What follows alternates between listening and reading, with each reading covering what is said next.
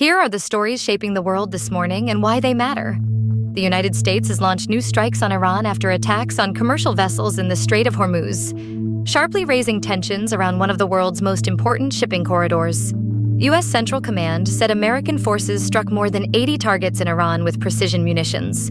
The targets included Iranian air defense systems, coastal radar sites, anti-ship missile capabilities, and more than 60 boats linked to the Islamic Revolutionary Guard Corps.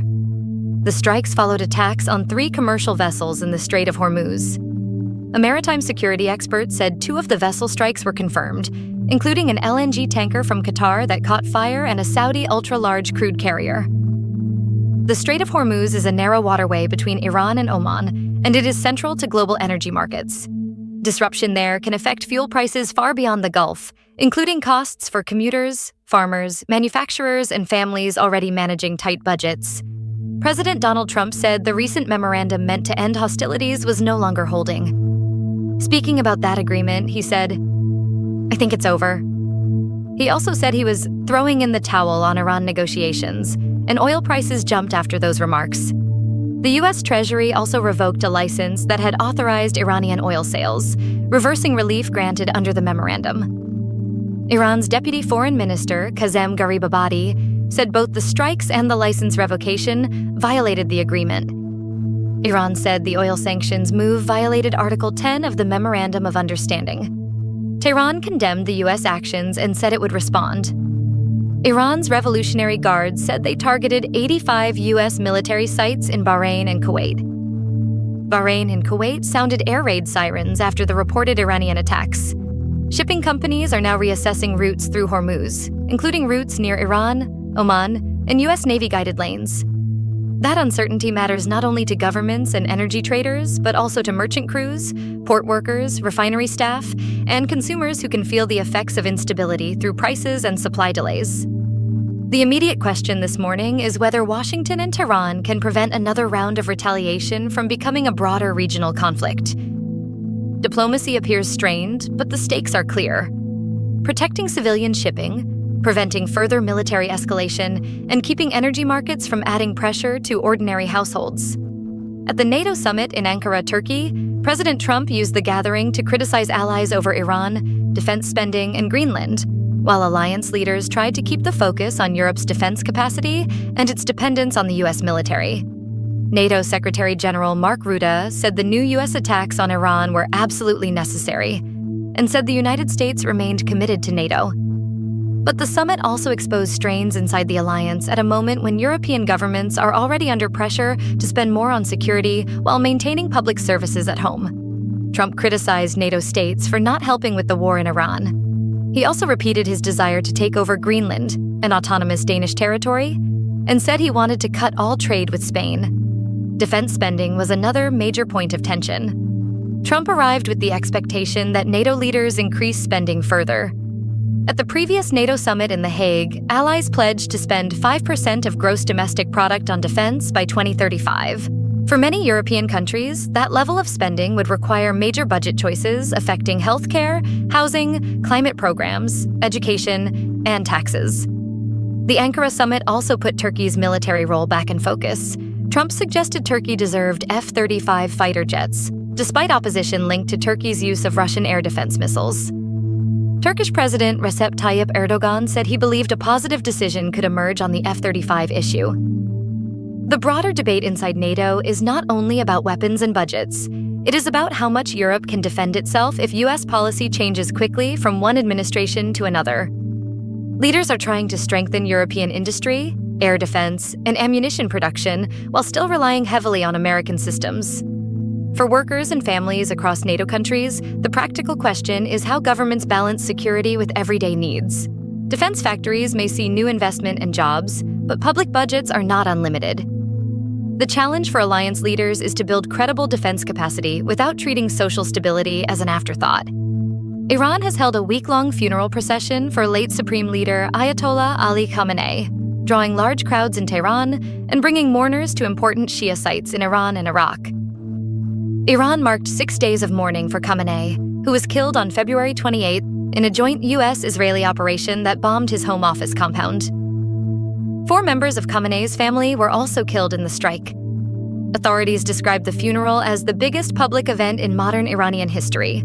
The procession passed through Najaf, Iraq, one of the most important cities in Shia Islam. The truck carrying Khamenei's coffin visited major religious sites in Iran and Iraq, and Khamenei was set to be buried Thursday in Mashhad, in northeastern Iran. The scale of the mourning reflects Khamenei's central place in Iran's political and religious system. He was a defining figure for decades, shaping Iran's domestic controls, foreign policy, nuclear posture, and relationship with the United States, Israel, and regional powers. Among those who traveled to attend was Samira Afshari, a neurologist who said she spent 8 hours by bus to be there. She credited Khamenei with supporting education and progress in Iran. For many Iranians, the moment is personal as well as political. Families are grieving the deaths of relatives in the strike, and communities are absorbing what leadership transition could mean in daily life. Any uncertainty at the top can affect the economy, policing, public services, and the already difficult balance between social demands and state authority. The funeral also comes as Iran faces new U.S. military strikes and renewed oil sanctions. That overlap gives the procession broader significance. It is a national mourning event, but also a display of political unity by the state during a period of external confrontation. The next phase will be watched closely across the region: how Iran's leadership manages succession, how it responds militarily or diplomatically, and whether ordinary Iranians face deeper hardship from sanctions, isolation, and conflict. Ukraine is using the NATO summit to press for more air defense systems, more Patriot ammunition, and a possible agreement to co-produce Patriot rockets with the United States or European partners. President Volodymyr Zelensky was expected to meet President Trump on the sidelines of the Ankara summit. Kiev's most urgent request is help defending Ukrainian skies after Russia launched another salvo of drones and missiles earlier this week. The need is immediate. According to the latest reporting, every Russian ballistic missile in that attack got through, showing Ukraine had no American Patriot missiles left. Patriots are among the few systems capable of intercepting certain ballistic missiles, and shortages can leave cities exposed. Ukraine is seeking agreement in principle on co-production of Patriot rockets with the United States, either inside Ukraine or in a third country in Europe. Zelensky wants Trump to approve the idea in principle, though no signed or finalized agreement was expected at the summit. Kiev also hoped NATO's final declaration would describe Ukraine as a strategic security contributor or use similar language. That wording matters diplomatically because Ukraine wants recognition not only as a country receiving aid, but as a country helping defend Europe's wider security architecture. Zelensky has also urged Europe to build its own air defense capabilities and reduce dependence on American systems. That message has become more urgent as U.S. policy appears less predictable, and as European governments face the reality that missile and ammunition production takes time. For Ukrainian families, the issue is painfully practical. Air defenses can determine whether children sleep through the night, whether hospitals keep operating, whether power stations survive, and whether workers can safely travel to factories, schools, and offices. For European workers, co-production could bring investment into defense manufacturing, engineering, logistics, and maintenance. But it also raises questions about how democratic governments set priorities in wartime: protecting civilians, supporting Ukraine's sovereignty, and making sure military spending does not crowd out the social systems that keep societies resilient. The constructive path Ukraine is pushing for is long-term capacity, not just emergency shipments. The goal is to make air defense supply more reliable, more European, and less vulnerable to political delay.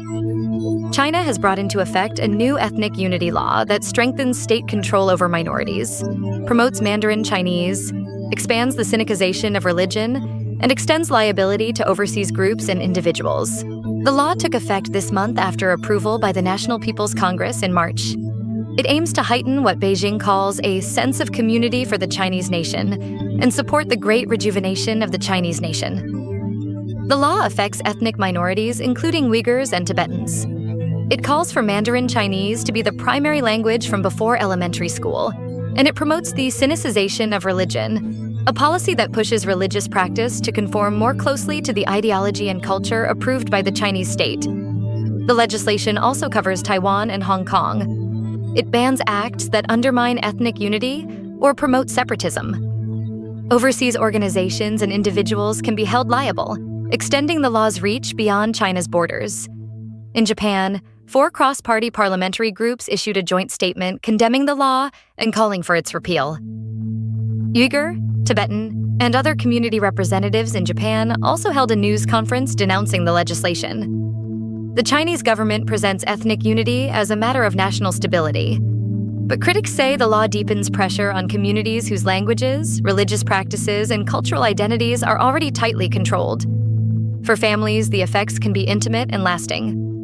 Language rules shape what children learn first, what they speak at school, and how easily cultural traditions are passed from one generation to the next. Restrictions on religion affect not only formal institutions, but weddings, funerals, holidays, and everyday community life. The overseas liability provisions are also raising concern among diaspora communities. People who left China, or whose families come from affected regions, may fear that public advocacy abroad could carry consequences for themselves or relatives. The international response so far shows that the issue is not only domestic. Lawmakers and rights groups in democratic countries are watching how Beijing's policies affect minorities at home and communities abroad. The question now is whether pressure from outside China can create any space for cultural rights, language protection, and religious freedom. In Pakistan's Balochistan province, gunmen attacked a security post late Monday night, killing 9 police officers and triggering an intense gun battle. Local officials said the post was believed to be linked to a dam project in southwestern Balochistan. Several other officers were injured and some were reportedly abducted. Pakistan's interior minister said security forces later killed 15 insurgents in a clearance operation. No group has been confirmed as responsible. Balochistan has long faced violence involving separatist militants, Islamist groups, and Pakistani security forces. Several militant groups operate in the province. The Balochistan Liberation Army, or BLA, is seeking independence for the province, and a faction of the BLA was blamed for a train attack last year that killed 25 passengers and rail staff. Across Pakistan, more than 1,000 people died in militant attacks last year. That toll reflects a security crisis that reaches beyond soldiers and police. It affects commuters, teachers, shopkeepers, engineers, construction workers, and families living near roads, rail lines, energy projects, and government facilities. The reported link to a dam project is significant. Infrastructure can bring water, electricity, jobs, and development. But in conflict-affected regions, it can also become a target when local communities feel excluded from decisions or when armed groups use attacks to challenge state authority. For police families, the cost is immediate. 9 officers are dead. Others are injured, and the reports of abductions add anguish and uncertainty. Police in these areas often work with limited resources and high personal risk, standing between armed groups and civilian communities. Pakistan's challenge is both security and governance. Force may disrupt militant networks, but lasting stability in Balochistan will also depend on political inclusion, fair distribution of resources, accountability for abuses, and development that local people can see and trust. A federal judge in Georgia has rejected the Trump administration's attempt to obtain names and contact information for every Fulton County election worker from the 2020 election, ruling that the subpoena was unreasonable. The case was in federal court in Georgia, and the judge was appointed by Trump.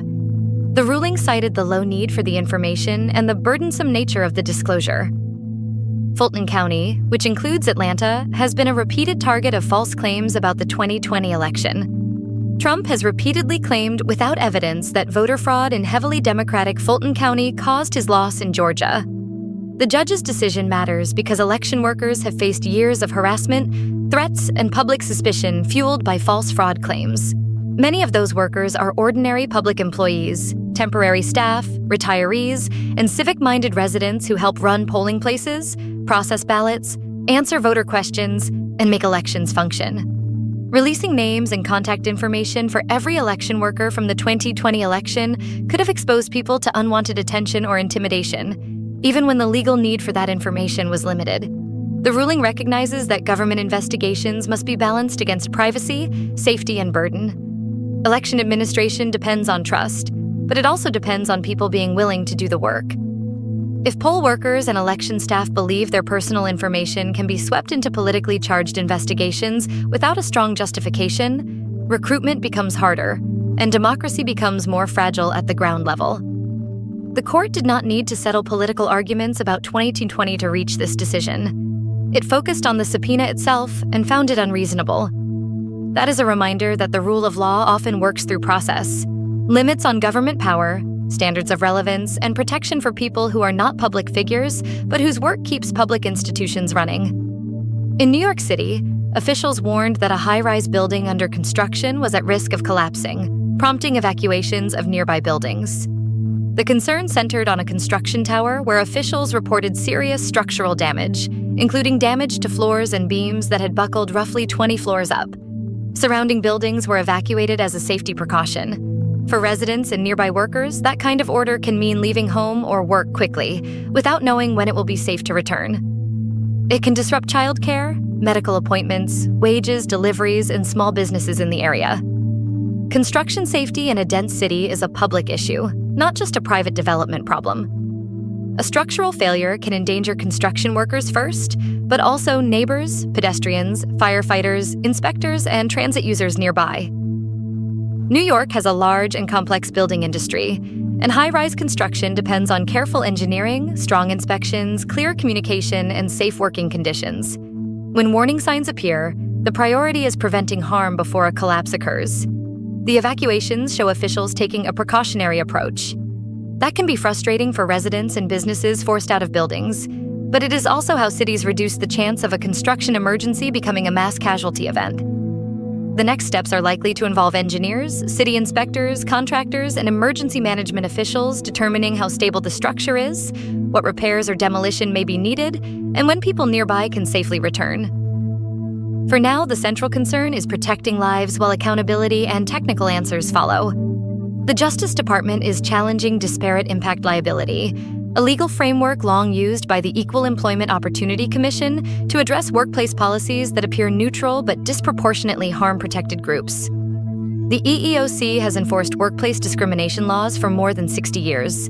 Disparate impact liability is one of the tools used in that work. It treats a policy as potentially discriminatory if it disproportionately harms certain groups, even when there is no explicit evidence of discriminatory intent. The Trump administration says it wants civil rights enforcement to return to a colorblind, merit-based approach. Critics argue the shift could weaken long-standing protections against discrimination in hiring, pay, promotion, and workplace rules. Former EEOC Chair Jenny Yang has pointed to examples such as artificial intelligence resume screening and pay policies based on prior salary. She said the law targets practices that screen people out for reasons not related to the job. That distinction is important for workers. A company policy can sound neutral and still produce unfair outcomes. An automated hiring tool may reject applicants because of gaps in employment that reflect caregiving responsibilities.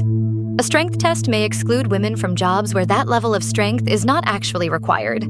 A salary policy based on prior pay can carry earlier discrimination into a new job. Disparate impact rules do not automatically make every unequal outcome illegal.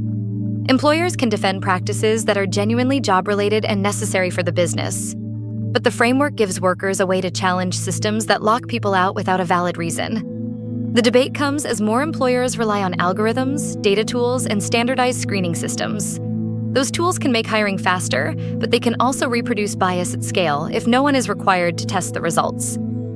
For families, workplace discrimination is not abstract. It affects income, health insurance, housing stability, retirement savings, and whether people can move into better jobs. For employers, fairer systems can widen the talent pool and reduce hidden barriers. The question now is whether civil rights enforcement will continue to focus on outcomes as well as intent. A lightly stated policy goal of merit can have broad support, but the practical test is whether every worker gets a fair chance to prove that merit. Follow for a daily world brief. Sources are linked in the description. That's the world as Minerva saw it.